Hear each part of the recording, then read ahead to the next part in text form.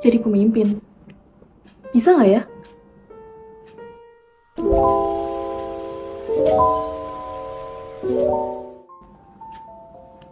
Halo, aku Vira. Lengkapnya setelah ini ya.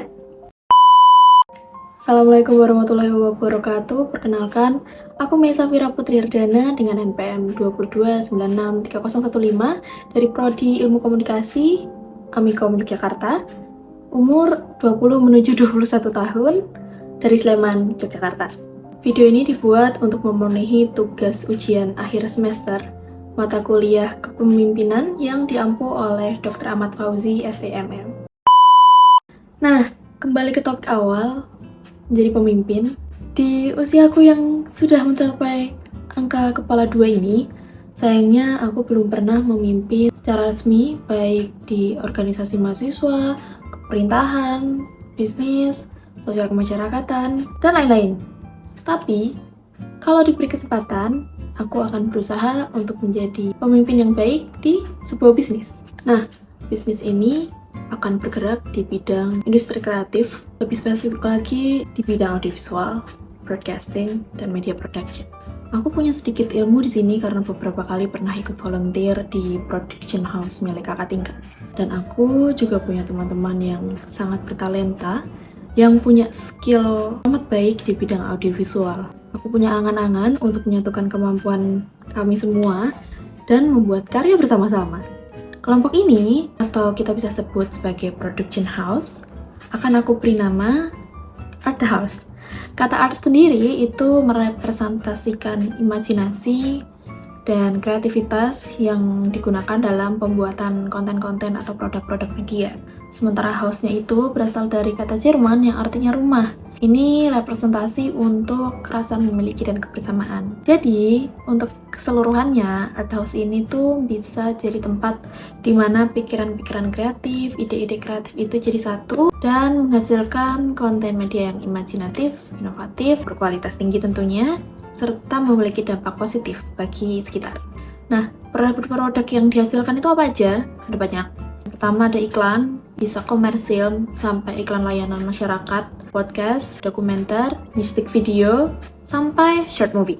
Nah, di sini aku punya visi untuk menjadi pemimpin atau produser yang menciptakan iklim kerja itu yang penuh dukungan, di mana setiap anggota tim atau anggota kru itu merasa dihargai dan didukung, memberikan inspirasi dan bimbingan kepada anggota tim, memotivasi mereka untuk bisa mencapai standar yang unggul, serta menciptakan produk-produk media yang berkualitas dan memenuhi harapan audiens.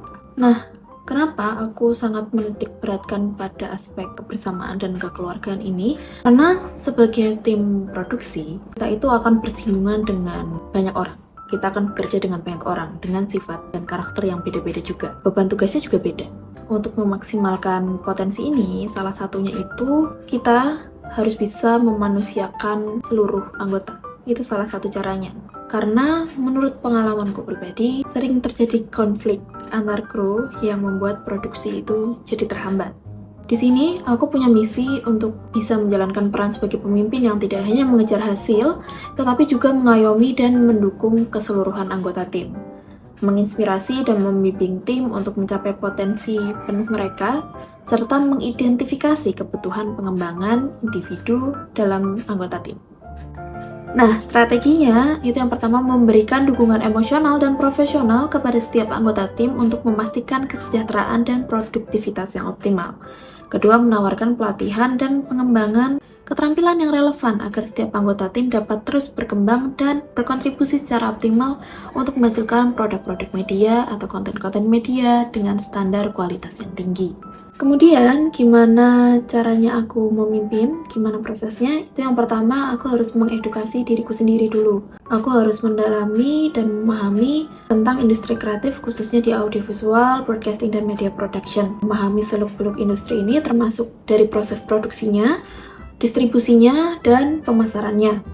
Nggak lupa juga buat mempelajari tren yang terkini, serta konsep-konsep untuk produk yang akan dihasilkan nanti. Kemudian yang kedua itu penyusunan tim produksi. aku akan merekrut anggota-anggota tim inti seperti sutradara, penulis naskah, sinematografer, editor, dan artistik yang punya kecocokan visi dan misi di Art House. Yang ketiga itu mengatur dan mengawasi keseluruhan proses produksi, mulai dari pengembangan naskahnya, perencanaan anggaran dan pendanaan, memantau praproduksi sampai pasca produksi. Yang keempat, melakukan evaluasi untuk mengidentifikasi pelajaran dan potensi apa yang harus diperbaiki. Juga termasuk mengelola feedback dari audiens, kritikus, dan dari anggota tim sendiri.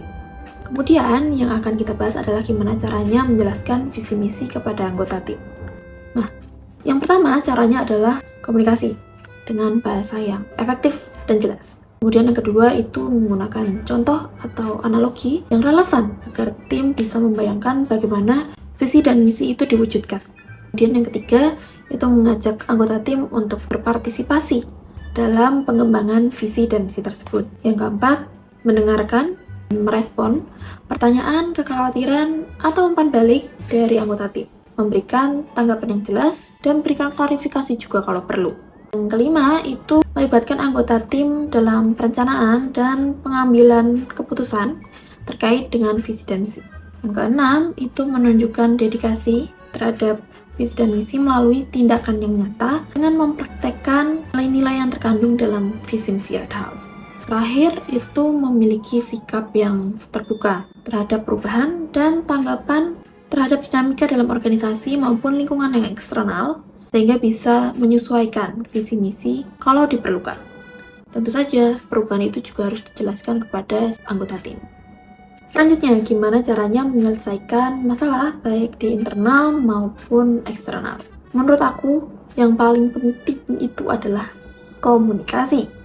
Karena kebanyakan anggota kru itu suka menyembunyikan masalah yang mereka alami ketika di set atau di lokasi syuting dan tidak memberikan laporan apapun ke produser atau pihak-pihak yang bersangkutan. Ada kejadian, aku saat itu sedang mengikuti volunteer di salah satu production house.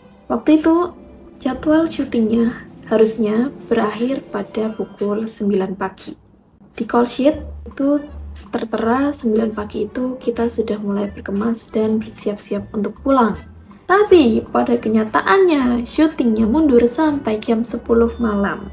Kami, para kru yang bertugas selain sinematografer, itu tidak tahu apa yang terjadi, kenapa bisa sampai semolor itu. Kami cuma bisa menunggu sampai syutingnya selesai.